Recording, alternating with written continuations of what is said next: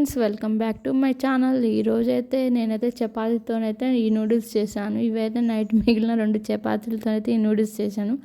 ముందుగా అయితే చపాతీని ఇలా రోల్స్ లాగా చేసుకొని కట్ చేసుకోవాలి. ఇవి సన్నగా కట్ చేయలేదు, నేనైతే కొంచెం లావుగానే కట్ చేశాను, కానీ ఇంకా సన్నగా కట్ చేస్తే నూడిల్స్ లాగానే ఉంటాయి. నేనైతే ఈ నూడిల్స్ని అయితే ఇంట్లో ఉన్న వాటితోనే సింపుల్గా ఇలా చేశాను. వీటికి కావాల్సింది అయితే టమాటా, పచ్చిమిర్చి, కరివేపాకు, ఉల్లిగడ్డ. వీటినైతే సింపుల్గా ఇలా చేసుకున్నాము. ఫస్ట్ అయితే స్టవ్ మీద కళాయి పెట్టుకొని కళాయి వేడయ్యాక 2 స్పూన్ల ఆయిల్ వేసుకోవాలి. ఆయిల్ వేసుకున్నాక ముందుగా తాలింపు గింజలు వేసుకొని కట్ చేసుకున్న ఉల్లిగడ్డ ముక్కలు కూడా వేసుకోవాలి. పచ్చిమిర్చి ముక్కలు, టమాటా ముక్కలు వేసుకోవాలి. ఇంకా క్యారెట్, బీట్రూట్, క్యాబేజీ ఇవన్నీ కూడా ఉంటే సన్నగా కట్ చేసుకొని వేసుకుంటే ఇంకా బాగుంటుంది. కాకపోతే నేను ఇంట్లో ఉన్న వాటితో ఈరోజు ఇలా సింపుల్గా చేశాను.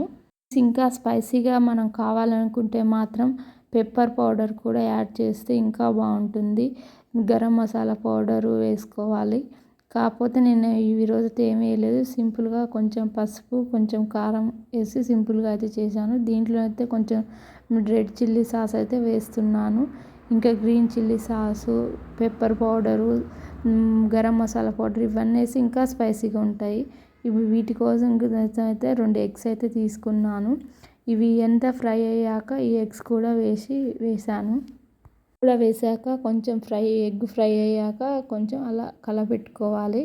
ఇలా కలపెట్టడం వల్ల ఈ ఎగ్ అటు ఇటు మంచిగా పీసెస్గా అవుతాయి. కొంచెం సాల్ట్ కూడా యాడ్ చేశాను. ఇలా అంతా ఫ్రై అయ్యాక కట్ చేసుకున్న చపాతీ ముక్కలు అయితే ఇందులో వేసుకోవాలి. ఇవి కూడా వేసుకున్నాక అయితే బాగా కలపెట్టుకోవాలి.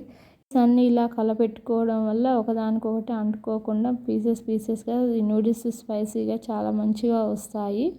ఇలా అయితే ఇంట్లో ఉన్న వాటితో సింపుల్గా చేసి పెడితే పిల్లలకు కూడా హెల్తీగా ఉంటారు. వాళ్ళు ఈవినింగ్ టైంలో స్కూల్కి వెళ్ళి వచ్చాక ఇలా చేసి పెడితే వాళ్ళు చాలా ఇష్టంగా తింటారు.